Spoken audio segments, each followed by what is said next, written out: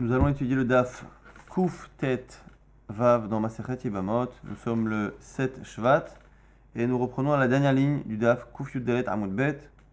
Après avoir dit dans la Mishnah qu'une femme qui vient témoigner que son mari est décédé, eh bien on ne la croit qu'à deux conditions: qu'elle était en paix avec son mari au moment où ils se sont quittés, où ils ont quitté le territoire, et que le monde ou l'endroit dans lequel ils sont partis les deux en vacances n'était pas un pays en guerre. Si une des deux conditions n'est pas présente, eh bien elle n'est pas crue.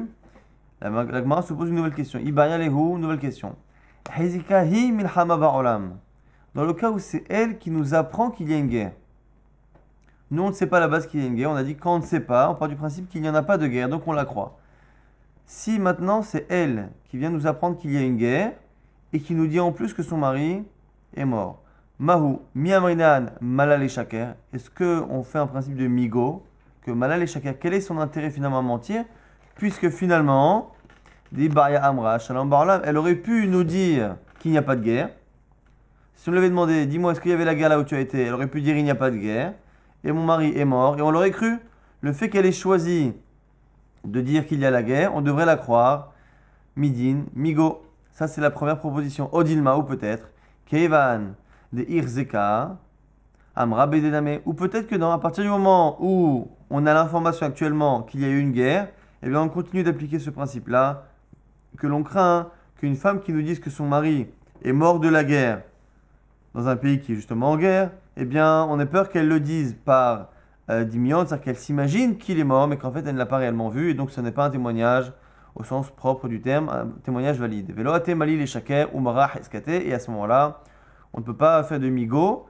Pourquoi? Parce que si on part du principe que le fait qu'elle ait dit qu'il y a une guerre, ça nous crée chez nous une situation dans laquelle on a une présomption qu'il y a une guerre, et bien cette présomption-là qu'il y a une guerre ne peut pas être déracinée par le fait qu'elle ait un migo. Donc le migo, c'est la possibilité qu'elle a de dire qu'il n'y a pas de guerre. Et bien cette force-là de Ta'ana, d'argumentation, ne permet pas de renverser la chazaka, la présomption qu'il y a une guerre et que donc elle n'est pas crue.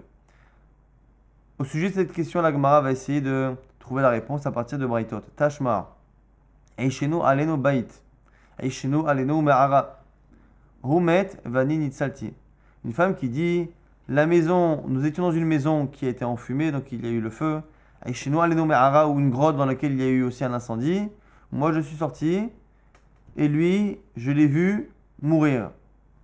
Et là-bas, a priori, c'est la même chose. C'est que on pourrait craindre, quand elle dit qu'elle l'a vu mort, on pourrait craindre qu'en fait, elle est sortie de la maison ou de la grotte et qu'elle ne fait que s'imaginer que lui étant resté, il n'a pas survécu. Et là-bas, on dit quoi? Enan et Emenet, elle n'est pas crue. Et donc, du coup, ça a l'air de répondre à notre question. Puisque ici, Mirlal, on ne savait pas la situation, c'est elle qui nous apprend que la maison était enfumée. Et donc c'est elle qui nous apprend qu'il y a une situation qui nous permet à nous de craindre qu'elle ne soit pas honnête. De la même manière que dans le cas de la guerre, c'est elle qui nous apprend qu'il y a une guerre. Donc c'est elle qui nous apprend du coup que lorsqu'elle nous dit qu'il est mort, on a lieu de douter de ce témoignage-là, de peur qu'elle ait pensé qu'il est forcément mort même si elle ne l'a pas vu. Et bien ici c'est pareil. Ici si elle nous avait dit qu'il était mort, on l'aurait cru, parce qu'il y a la paix dans le monde et qu'elle est en paix avec son mari. Mais maintenant qu'elle nous a appris qu'il y avait un incendie, c'est elle qui nous apprend qu'il y a lieu maintenant de se poser des questions sur la validité de son témoignage. Est-ce que, encore une fois, ce serait la même question, est-ce que le fait qu'elle nous ait appris qu'il y a eu un incendie, ça se retourne contre elle et donc on ne la croit pas? Ou est-ce que non, à partir du moment où elle aurait pu nous dire qu'il n'y a pas d'incendie et qu'elle a vu son mari mourir et qu'on l'aurait cru, eh bien on la croit. La Gemara veut essayer de déduire à partir de là, puisque là-bas, dans cette braïta-là, on dit qu'elle n'est pas crue. Donc on pourrait dire que chez nous non plus, lorsqu'elle dit qu'il y a la guerre, eh bien elle n'est pas crue. La Gemara répond, Shane Atam, de Amrinan la, qui écrit de l'Edidar itraresh nissa, l'Edidenami itraresh nissa. La Gemara dit non, là-bas c'est particulier. Peut-être que là-bas, peut-être qu'en général, on peut croire cette femme-là, peut-être qu'on pourrait croire cette femme qui elle-même vient nous annoncer la chose, mais ici peut-être qu'on ne la croit pas particulièrement. Parce qu'à partir du moment où ils ont été dans le même endroit, ils ont été confrontés au même danger, et qu'elle a été sauvée, il y a une certaine logique d'imaginer que le sauvetage qu'elle a eu de ce danger-là, son mari a pu en bénéficier. elle s'est retrouvée, imaginons, dans le seul endroit de la maison qui ne s'est pas effondré, ou qui n'a pas été enfumé, où il y a eu quelque chose qui a fait que l'incendie n'a pas été si dangereux que cela, si toi tu as été sauvé, c'est que c'était un incendie duquel on pouvait être sauvé, et peut-être que ton mari, là aussi, était. Ce qui veut dire que ce n'est pas qu'on ne la croit pas parce que justement on craint qu'elle ait menti, c'est parce qu'en fait, on imagine qu'il est possible qu'il y ait eu aussi une sorte de miracle, une sorte de chance que son mari a eu. Tashma, on essaie d'apprendre maintenant l'inverse, qu'elle ait cru. Naflu aleno nochim, naflu aleno listim, humet vanini salti neemenet. Dans le cas où elle dit, des goïms sont venus, des goïms qui avaient l'intention de nous tuer, sont tombés sur nous, ou des voleurs, lui, mon mari est mort, et moi, j'ai été sauvé, eh bien on la croit. On la croit que son mari est mort. Et pourtant, c'est elle qui, encore une fois, nous informe d'une situation qui nous permet après de douter de la véracité de ces dires, puisqu'à partir du moment où il y a eu comme ça des goïms qui sont tombés sur eux, ça s'appelle Sha'ad Milchama, c'est comme si c'était une guerre, et donc on a lieu de craindre qu'elle ne l'ait pas vu réellement mourir, mais qu'elle l'ait vu tomber dans les mains des goïms. L'Agma a dit Atam, donc on aurait une preuve du coup qu'elle est crue. Kederavidi, la Maravidi, Isha, Kele Zaina, Alea. L'Agma dit non, là-bas c'est pas une preuve, parce que là-bas on peut très bien imaginer que elle a été sauvée et que lui non. Pourquoi? Parce qu'on part du principe que les goïms tuent, mais que par contre quand ils ont affaire à une femme, ils ne tuent pas pour la garder pour eux. Exactement. Haou, Gavra, de Beshil e Hilule, Itlenura, Begenane. C'est une histoire terrible d'un khatan qui, le soir de son mariage, a été prisonnier d'un incendie. Et sa jeune épouse, ayant peur de se retrouver à Gouna et de ne plus pouvoir se marier à vie, elle a appelé des témoins pour venir voir que son mari était bien mort, justement à tant qu'on pouvait encore reconnaître la personne. Amra Léo Debithu, Hazou Gavraï, elle appelait les gens en disant regardez mon mari, c'est bien lui qui est dans les flammes. Ato Hazou Gavra, Charocha, Dijde Opisa de Yada de Shadia. Et les témoins sont venus et ils ont vu Gavra, Charocha, ils ont vu un homme qui était en train de brûler, au Fista de Yada de Shadia, et une main qui avait été coupée, en tout cas, et qui était, pareil, posée par terre en train de brûler. Ça va Rachia bar Avin et Memar, Hainu Aishenu Alenu Bait, Aishenu Alenu Ma'ara. Au départ, Rachia bar Avin a pensé que c'était le même cas que le cas précédent qu'on avait vu dans la Braïta qui avait dit qu'une femme qui venait nous informer et nous dire qu'une maison avait brûlé, eh bien, et que son mari en était mort, on ne la croyait pas. Rachia pensait que c'était la même chose. Amaravar avait dit, il n'y a aucun rapport. Midame, Atam lo kamre chazou gavraï. Chazou gavraï. Déjà, dans le premier cas, on avait dit, c'est une femme qui vient nous informer que son mari est mort, mais après coup. Or là, cette femme-là, elle nous appelle. Venez voir tout de suite. Mon mari est en train de mourir. Donc, on voit quelque chose. Chazou gavraï, gavra haocha. Ve'od, gavra haocha. Dijdio pisade yada de shadia. Et en plus, non seulement ça, mais on voit un homme en train de brûler, on voit une main en train de brûler. Donc non seulement on voit que elle nous appelle avant, c'est pas quelque chose qu'elle a dit après, et en plus, on voit nous quelqu'un, alors que dans le cas où elle est venue après, évidemment, on n'a aucune doute de quelqu'un sur la mort de la personne. Du coup, à tel point que la Gemara se demande ce que Rav Chia bar Avin a pensé, comment il a pu lier les deux cas. Il y a un cas où la femme vient après coup, nous sort une histoire sur laquelle on n'a aucune base. Et dans le cas qu'on est en train d'étudier, c'est la femme qui nous appelle avant, qui nous dit venez voir mon mari. Et on voit effectivement quelqu'un. Rav Chia bar Avin. Pourquoi Rav Chia bar Avin il a pensé ça? C'est parce que il pense que le fait de voir quelqu'un, ça n'a aucune incidence avec quelqu'un d'autre. Gavra harocha deshadia et ma'ini shaharina atal atsule ve'achite noura. La personne que l'on a vu brûler, c'est peut-être quelqu'un qui est rentré dans le bâtiment pour le sauver. Ou fista deyada deshadia. Noura Itliya. Et pareil, la main, c'est la main de celui qui a voulu sauver, qui a été coupé, qui est brûlé. Deitali de Bemouma, ou Mechamad Kisoufa, Azal ve'arak le alma. Et la raison pour laquelle le mari ne ressort pas, parce qu'il faudrait imaginer que quelqu'un d'autre est rentré, mais il faudrait aussi comprendre pourquoi le mari ne sort pas. Pour Rabbi Chia bar Avin, il faut deux conditions pour imaginer que ce ne soit pas le mari. Il faudrait que quelqu'un rentre à sa place et que lui-même ne ressorte pas. Alors pourquoi il ne réapparaît pas? Nous dit Rafria, peut-être qu'il a été brûlé au second ou troisième degré et que de honte de sortir comme ça défiguré, eh bien il ne réapparaît pas. Et c'est la raison pour laquelle on ne trouve plus, on n'a plus de nouvelles du mari. Et donc du coup, on n'a pour l'instant aucune preuve qu'une femme ait cru si elle vient nous informer qu'on est en temps de guerre et que son mari est mort justement de cette guerre. On n'a pas de réponse. Iba Elehu, nouvelle question. Edechad bemilchama mahu. On avait vu que la femme, lorsqu'elle témoigne en temps de guerre, n'est pas crue. La question maintenant se pose sur Edechad. On sait que les Chachamim ont cru un témoin qui vient libérer une femme du problème du haïgoun.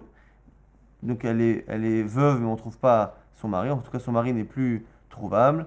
La question se pose maintenant lorsque on est en temps de guerre, mais ce n'est pas la femme qui témoigne, c'est Edechad. C'est un seul témoin. Et ce témoin-là, à la limite, il n'a pas tellement d'intérêt. Autant la femme, lorsqu'on est en temps de guerre, comme elle veut se remarier, eh bien, on imagine que lorsqu'elle a vu son mari tomber sous les coups de quelqu'un en guerre, ou partir à la guerre et ne pas revenir, eh bien, elle s'imagine qu'il en est mort, parce que, comme en temps de famine, on avait dit, ou dans un cas d'incendie, ou de tremblement de terre, parce que ça l'arrange de se remarier. Mais le Haïdechad, le témoin extérieur, a priori, n'a pas de raison. Donc ici, quelles sont les raisons du doute? Mahu. Tamad Haïdechad Meiman, Mishum de Milta de Avida le Galouyehu. Est-ce que finalement on avait dit qu'en général, la raison pour laquelle on croit un seul témoin dans le cas d'un mariage, c'est Mishum de Milta de Avida le Galouye, parce que le fait de témoigner sur la mort de quelqu'un, c'est quelque chose qui, si ça s'avère être faux, sera forcément vérifié. Un type qui n'est pas réellement mort finira par réapparaître et le témoin aura honte. Et donc du coup, c'est cette crainte-là de la honte que lui occasionnerait le retour éventuel de son mari, c'est cette honte-là qui met une pression au témoin pour que son témoignage soit finalement solide. L'homme est chacun, achanami, l'homme est chacun. Si c'est la raison pour laquelle en général on croit un seul témoin, eh bien cette raison-là existe aussi chez nous, et donc on devrait le croire.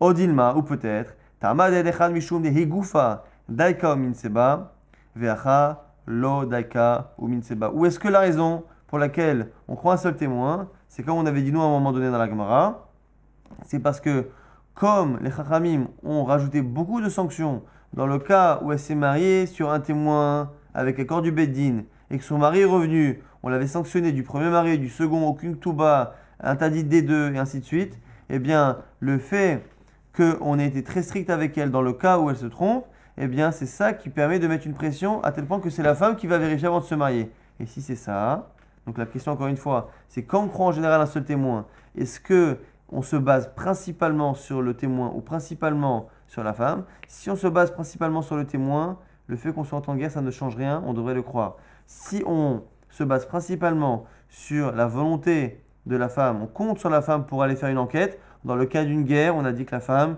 elle va avoir tendance à faire des raccourcis et dire voilà, si il est parti au front et qu'il n'est pas revenu, il est mort et à ce moment-là, on ne pourrait pas la remarier sur ce témoignage-là lorsqu'on est en temps de guerre. Et on essaie encore une fois de trancher cette question-là. Amar Rabbi Bachama, Tashma, viens apprendre une Gemara. Amar du Mraïta. Amar Rabbi Akiva, il a une Mishnah. Amar Rabbi Akiva. Keshe Yarati li Nardea, lorsque Rabbi Akiva est parti à Nardea, les Aber Hashana, pour faire la mise de Ibor Hashanin, pour proclamer qu'il y avait bien un 13e mois cette année-là. Basati Nehemia Ish Beit Levi. J'ai trouvé Nehemia de la maison de Lévi, vers Amali qui m'a dit Shamarti she'en masi'in ta'isha be'et Israël, al pied d'Echad, et là, Rabbi Yehuda ben Baba. Donc ce Nehemia a dit à Rabbi Akiva, il paraît qu'il n'y a en Israël qu'un seul chacham qui permet de marier une femme, de la libérer du doute sur la foi d'un seul témoin, et ce chacham, ce serait Rabbi Yehuda ben Baba. Venam Tilo, et moi je lui ai répondu, moi Rabbi Akiva, Kenadvarim Nachon, c'est vrai. Amarli, il m'a dit, Eimor lahem mishmi. Voici ce que tu vas dire aux sages d'Eretz Israël. Atem yodaim shemdinazo mishu beshet begaesot. Vous êtes au courant que notre terre, moi je viens de Bavel, donc Nehemia venait de Bavel. Vous êtes au courant que notre terre de Bavel est toujours perturbée par les guerres. Donc, première chose, il nous dit que son pays est en guerre. Et après, il nous dit quoi? Car mekubelani meraban gamliel azaken shemasi'in aisha al piedechad. Et je vous témoigne, au nom de Rabban Gamliel Azaken, qu'on peut marier une femme sur un seul témoin. Nous, comment on comprend à la base? Le fait qu'il ait introduit sa halakha par le fait que son pays soit en guerre, et qu'après il nous dit qu'on peut marier une femme sur un seul témoin, a priori, il vient répondre à notre question et nous dire qu'en temps de guerre, on croit un seul témoin. Maï Medina Meshubeshet Begaïsot. Pourquoi il nous a dit que son pays est en guerre? Là-bas, Falgav de Medina Zo Meshubeshet. Car Megoubelani. Est-ce que, n'est-ce pas que c'est une manière de nous dire que bien que mon pays soit en guerre, eh bien, malgré tout, j'ai reçu depuis Rabban Gamliel, chez Masi'in, Alpi Edechad, que l'on peut marier dans ce genre de cas sur la foi d'un seul témoin. Ahmad Echad Meman, de là on voit qu'on a répondu à notre question qu'un seul témoin est cru même en temps de guerre. Amar Rava, Rava objecte. Et nous dit Yachi, Maishna Medinazo. Il m'a dit si c'est cela, pourquoi il a dit mon pays? Pourquoi il a dit vous savez que mon pays est en guerre? Et vous savez que de manière générale, Rabban Gamliel, qui était en Israël au passage, qui était en Babel, que Rabban Gamliel, il autorisait de marier sur la foi d'un seul témoin. Pourquoi il a dit son pays? Pourquoi il n'a pas dit de manière générale? Lorsqu'on est en temps de guerre, ce qui est mon cas moi en Babel, mais on s'en fiche de Babel, il aurait dû dire la halakha de manière générale. Dans le cas où un pays est en guerre, on accepte tout de même de croire un seul témoin. Maïshna Medinazo, il aurait dû parler de tous les pays en guerre. Pourquoi il ne parle que de son pays? Et là, Amar Rava, et donc Rava nous dit que ça n'a rien à voir. Achika Amar. La raison pour laquelle il nous a introduit la situation géopolitique de son pays, ça n'est pas pour nous dire que malgré le fait que son pays soit en guerre, on arrive à marier une femme sur un seul témoin. Ça n'a rien à voir. Il est venu nous dire que l'instabilité politique de sa région ne lui permet pas justement de venir transmettre cette halakha en Eretz Israël. Et donc c'est la raison pour laquelle il passe par Rabbi Akiva pour la transmettre. Achikama. Vous savez que mon pays n'est pas stable politiquement. Et donc je ne peux pas envoyer des gens pour transmettre cette halakha que j'ai reçue de Rabban Gamliel. Alors je vous dis à vous, Rabbi Akiva et les autres Chachamim, allez le transmettre en Eretz Israël.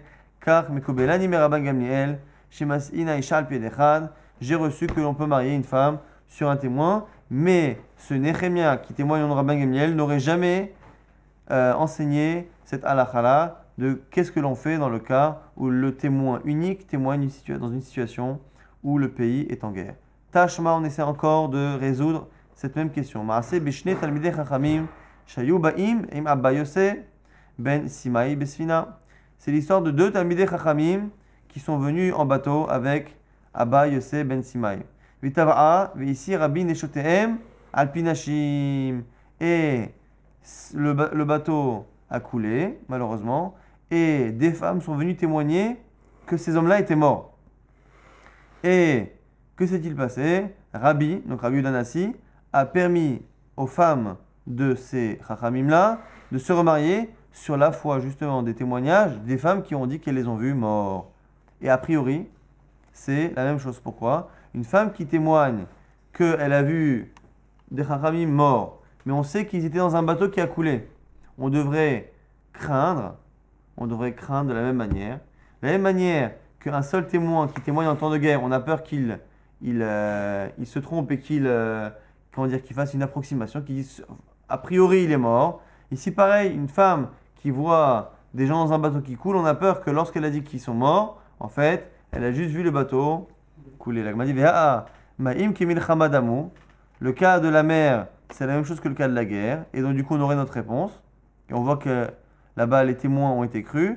Mais la Shima Philomea, qui a aidé Khadamu, et même si là-bas, il y avait plusieurs femmes qui ont témoigné, on sait vrai que plusieurs femmes ne se cumulent pas au niveau des témoignages et qu'elles n'ont pas plus de valeur qu'un seul témoin. Donc, du coup, c'est comme si un seul témoin avait été cru en temps de guerre, puisque finalement, un bateau qui coule, c'est comme un temps de guerre. Et plusieurs femmes qui témoignent, c'est comme un seul témoin. Vekatane, ici, et on voit là-bas que Rabbi a permis de marier ces femmes-là sur la foi de témoignages féminins qui n'ont pas plus de valeur qu'un témoignage unique. La Gemara, elle objecte. Elle dit tu n'as aucune preuve de là-bas. Pourquoi? Parce que à la base déjà, on ne peut pas imaginer que ces femmes-là témoignent stam sur la mort des personnes sans nous dire qu'elles ont vu les corps. Tisvara ma'im she'en sof ninhu ou ma'im she'en sof ishto asura. La Gemara dit là-bas, on ne peut pas imaginer que ce soit des cas où les femmes ont juste dit qu'elles ont vu les gens mourir dans le bateau. Pourquoi? Parce que même si ce n'étaient pas des femmes, même deux témoins qui voient un bateau couler, eh bien, ça ne marche pas. À partir du moment où c'est une mère, et que c'est une mère qui n'a pas de fin, c'est-à-dire qu'on sait très bien que la personne peut après nager et aller sur une rive, eh bien, à partir de ce moment-là, le témoignage n'est pas valide. Pour qu'il soit valide, il faut forcément qu'elle ait vu le corps. Et du coup, ici, et là, Echidame, Damre, Asikne, Hukaman. La Gemara dit non, on est obligé de dire que c'est des femmes qui ont dit qu'en fait, on a monté les corps devant nous, Vehazin ou les altars, et on les a vus tout de suite. Pourquoi tout de suite? Parce que le corps, non, le corps, lorsqu'il a pris l'eau, il a tendance à gonfler, et très rapidement, le corps se déforme, et donc du coup, elles l'ont vu tout de suite, elles ont pu reconnaître les Chachamim, les Kamre Simanim, des Lavalayou Samchinan, et donc elles nous ont donné des signes, des Simanim, qui montrent que c'est bien ces Chachamim là, j'ai bien vu ce bijou-là qui appartient à ce Chacham, ce chapeau, cet habit, et du coup, de Lavalayou Samchinan, et la Simanim, et donc du coup, c'est un cas dans lequel on ne se base pas sur leur témoignage, mais sur les Simanim, et donc du coup, tu n'as aucune preuve, encore une fois, que des femmes qui ont une valeur de témoin unique sont crues dans un cas qui ressemble à un cas de guerre, et donc du coup, on n'a toujours pas de réponse. Maintenant, on va parler d'un cas qui ressemble à une des braïtotes qu'on a étudiées. Hao Gavra de Afkid Shum Sheme Gave Gavre. C'est un homme qui avait mis en picadon, en gage, qui avait demandé à quelqu'un de lui garder un Shum. Donc, c'est des graines de Shum Shemin, de sésame. Amarle Avli Shum Sheme. Et un jour, il est revenu. Il dit voilà, est-ce que tu peux me rendre ces fameuses graines de sésame que j'ai laissées chez toi? L'autre lui a répondu Amarle. Shekil Tinhu, mais tu les as déjà repris. Alors il lui répond Vea, Ken Vechen Avian. Dis attention, je vais te donner exactement le nombre de graines que j'avais. J'avais X graines de sésame. Viens, on va regarder. Tu verras que dans la même vase dans lequel on les avait mis, tu verras qu'il y a exactement le même nombre de graines. Comment tu oses me dire que moi j'ai repris mes graines de sésame et que comme par hasard dans ce même vase, il y a exactement le même nombre de graines de sésame? Havita Hamian, ils sont encore dans ton chavit, dans ton vase ou dans ton tonneau. Amarle, Didar, Shalkitino, il lui répond l'autre sans aucune honte, mais tu les as repris. Et ceux-là, ce sont de nouvelles. J'ai mis des nouvelles graines de sésame qui sont au même compte, mais manière c'est le hasard. Ça va, Rav Chizda le Meimar, Shnei Talmidei Chachamim. Rav Chizda a pensé que c'est le même cas que les Talmidei Chachamim. Pourquoi? Parce que si tu penses que le bateau qui a coulé, le bateau dans lequel il y avait les Chachamim X, et qu'après on revoit des corps qui sortent de l'eau, qu'on ressort, si tu penses que c'est les mêmes, c'est parce que tu pars du principe que c'est insensé d'imaginer que des Chachamim, des gens soient tombés dans l'eau, et que ce ne soient pas les mêmes qui sont tombés dans l'eau qui ressortent. Et bien c'est la même chose ici. Il y avait dans ce tonneau-là, il y avait des graines de sésame.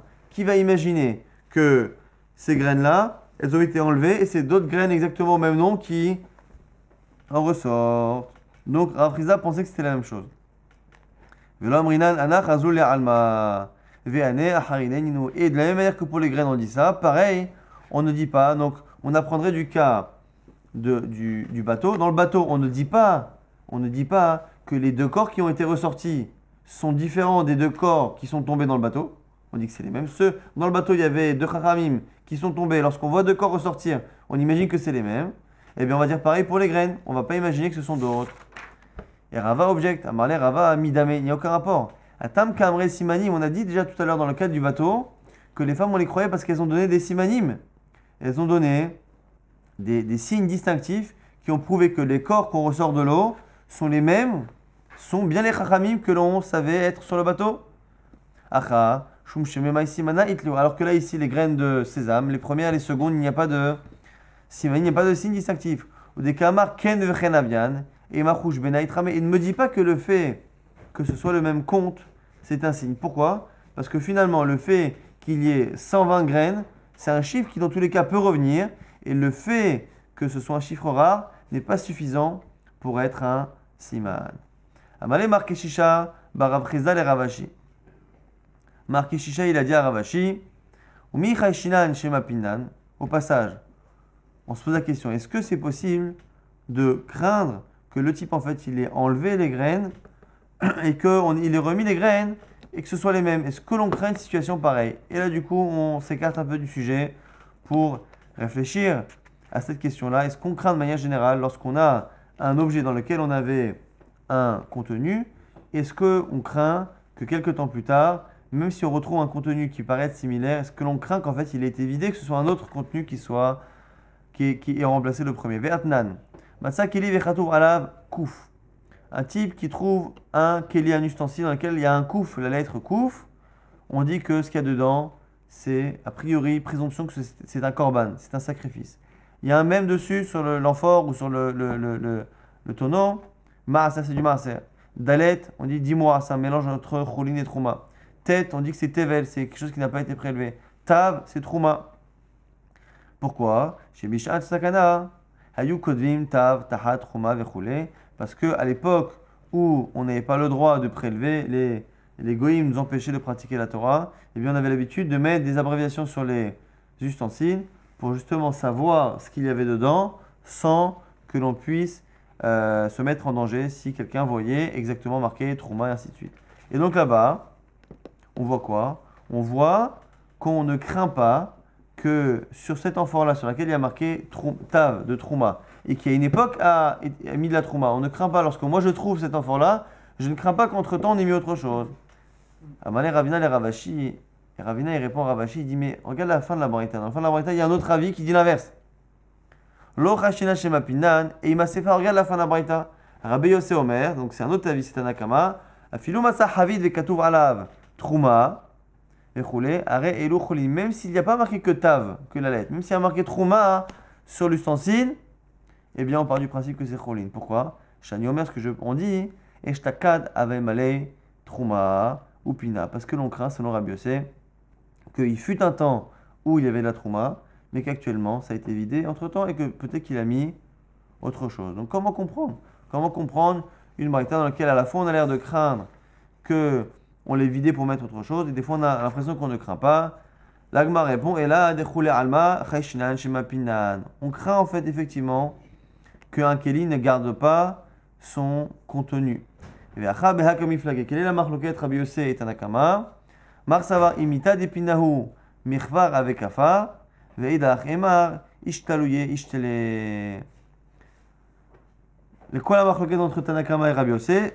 Tout le monde est d'accord que dans l'absolu, on peut imaginer que quelqu'un en général change de contenu qu'il y a dans le contenant. Simplement, un avis, Tanakama pense que s'il avait changé de contenu comme c'est possible, eh bien il aurait effacé la lettre ou le nom, l'appellation qui est sur le Keli. Et l'autre avis pense que non, il a pu le faire et oublier, il n'a mis aussi non.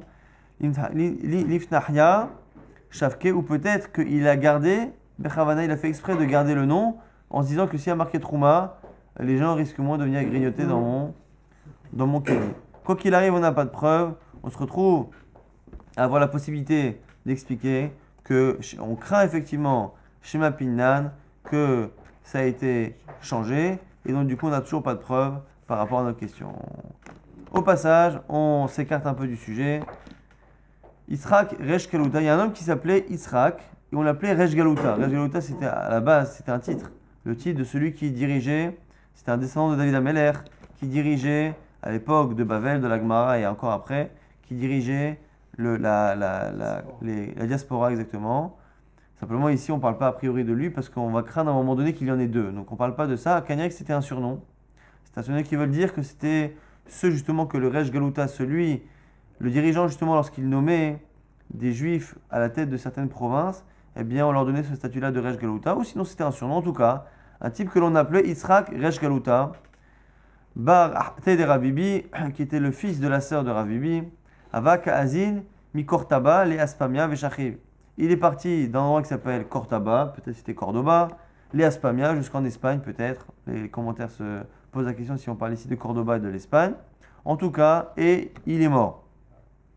Shalchou Meatam, les gens là-bas de Aspamia, donc les gens les gens de la ville dans laquelle il est mort, ont envoyé à Cordoba ou à Cortaba, à l'endroit d'où il venait, ils ont envoyé une attestation, Yitzhak Resh Galuta, un monsieur du nom de Yitzhak Resh Galuta qui vient de chez vous, Barahate de Rabibi, le neveu de Rabibi, Avakazin mi Cordoba, les Gaspamia qui venait de chez vous à chez nous, Veshachiv et il est mort. Mi Chashina litre Yitzhak, Olo. Et là-bas, est-ce que les gens de Cordoba doivent réellement craindre que c'est leur Yitzhak Resh Galuta ou est-ce qu'ils peuvent craindre qu'il y ait un autre Yitzhak Resh Galuta? Abaye Amar Chayshina, Abaye dit on craint qu'il y ait deux du même nom. Rava Amar Lo Chayshina, Abaye dit on ne craint pas. Et là maintenant chacun va essayer d'apporter des preuves. Amar Abaye, Abaye dit Mena Minala de Aogita de Eshtakah Menardea. Moi d'où je sais qu'on craint qu'il y ait deux, c'est parce qu'une fois il y a un guet qui a été trouvé à Nardea. Orti, c'était marqué Betsad Klonia Mata Ana Androlinai. Dans la ville de Klonia, moi qui m'appelle Androlinai, de la ville de Nardea. Tarit, Vetachit Yad Plonit Inteti, j'ai libéré, divorcé ma femme, qui s'appelle Intel. Veshalcha Avoa de Shmuel, les Kameh de Rabbi Yehuda Nesia. Et Shmuel, le père de Shmuel, a envoyé ce guet-là à Rabbi Yehuda Nessi pour savoir justement est-ce que l'on craint qu'il y ait deux personnes du même nom. On a trouvé ce guet, qu'est-ce qu'on fait? Est-ce qu'on imagine que c'est vraiment celui qu'on connaît ou peut-être qu'il y en a un autre? Veshalach le, et qu'est-ce qu'il lui a dit Rabbi? Il lui a dit Tibadek Nardea Kula. Il lui a dit fais une enquête et vérifie dans toute la ville s'il n'y a pas quelqu'un du même nom. Et donc c'est la preuve que Abaye rapporte pour montrer que l'on craint qu'il y ait deux personnes du même nom. L'Agmara Rava objecte et dit Rava Amar imita. Si réellement on craignait ça, Ibadek Olarlam Ibaile, on aurait dû vérifier dans tout le monde. Pourquoi? Parce que ce fameux Androlinai qui vient de Nardea, peut-être qu'aujourd'hui se trouve aux quatre coins du monde. Donc si on craint réellement qu'il y a eu à un moment donné un autre Androlinai de Nardea, peut-être qu'il est ailleurs. Donc si réellement Rabbi craignait le fait qu'il y ait deux personnes, on devrait chercher dans le monde entier. Donc, nous dit Rava, de là on voit que lorsqu'il a dit chercher, c'était pas réellement une halakha, c'était une marque de kavod au père de Shmuel. Et là, Mishum Kivodo d'Abo de Shmuel, Shalach Leachi, la raison pour laquelle il a répondu ça, c'est par kavod pour le père de Shmuel. Maintenant, c'était Abaye, une fois que Rava a répondu à la preuve d'Abaye, Rava lui-même apporte une preuve. Mais là, Amina, là, d'où je sais, d'Anoutre Shtare et d'Enafke Bemchoza, une fois il y a eu deux shtarot, deux documents qui sont sortis, Bemchoza, Ortibeu, et c'était marqué dedans, Chavai Bar Nanai, Venanai Bar Chavai. Des noms c'était marqué qu'il y avait dedans, c'était Chavai Bar Nanai, et l'autre c'était Nanai Bar Chavai.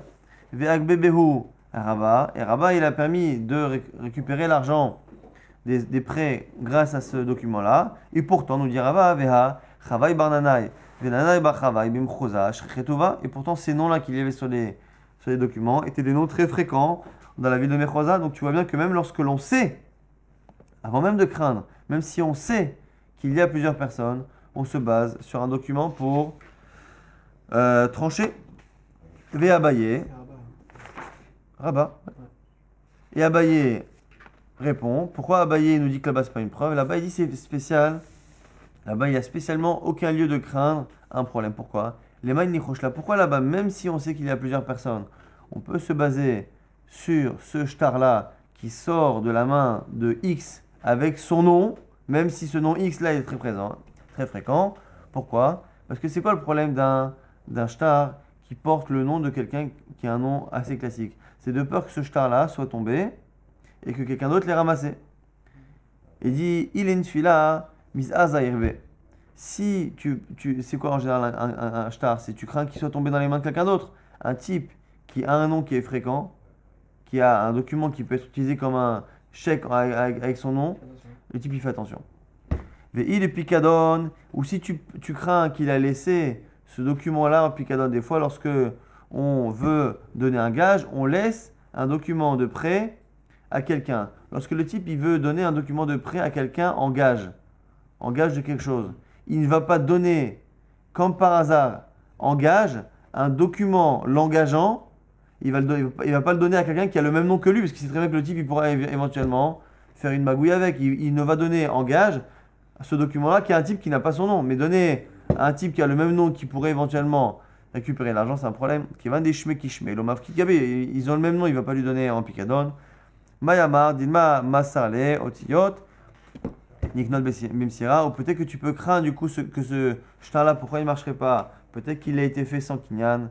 Et la Gemara répond que non, à partir du moment où il y a écrit dans le document des lettres, eh bien, le simple fait que le document soit passé de main en main, ça fait office de kinyan. Et donc du coup, on nous dit à Abaye, il n'y a aucun lieu de craindre que le shtar n'ait pas été acquis ou que le shtar ait été pris par quelqu'un d'autre à partir du moment où c'est les mêmes noms. Donc du coup, Abaye et Rava, a priori pour l'instant, neutralisent chacun les preuves de l'autre, de prouver que lorsqu'il y a deux personnes du même nom, on craint ou on ne craint pas. Chacun reste sur sa position.